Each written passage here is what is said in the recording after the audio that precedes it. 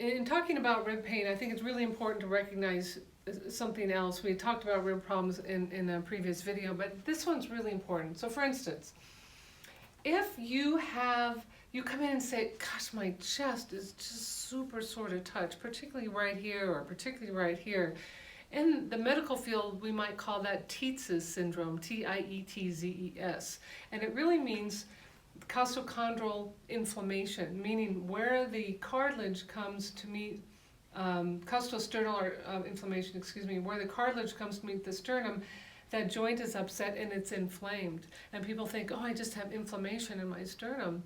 But really, in truth, you do have an irritation in the sternum, but likely it's because the mobility of those joints needs to be improved. So I share that with you because if you do get the diagnosis that you have costochondritis or inflammation of those articulations where the rib meets with the sternum, the reason likely is that it is stuck and it needs mobility. So that's important to recognize. Now, sometimes people will come in and go, oh, this rib pain is, oh, it's horrible. It happened when I was bending over my couch to reach a penny behind the couch, or a quarter probably, and I felt just this pain.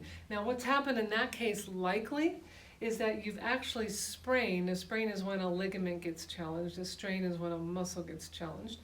You've likely sprained the space in the rib where it turns from the cartilage to the bone. These articulations here, and they can actually be sprained and hurt quite a lot. So what we do for you in those cases is we'll often put kinesio tape on this area, but then we'll be thinking, all right, if the rib is stuck in the back here, in the back of the spine, maybe at the same level that you've sprained this, it's going to make this more difficult to heal because this extra mobility from the sprain will be even more challenged if the rib is stuck back here. So we can get this part moving, then this area will be less strained and it will heal better. So oftentimes we will adjust the place where the rib comes in and meets the vertebral column.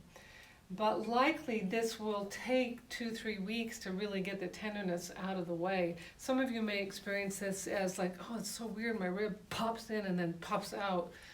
That might be a joint that has been sprained so many times it's somewhat hypermobile.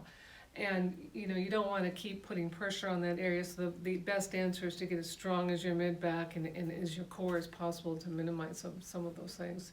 So just another thought about some rib pain.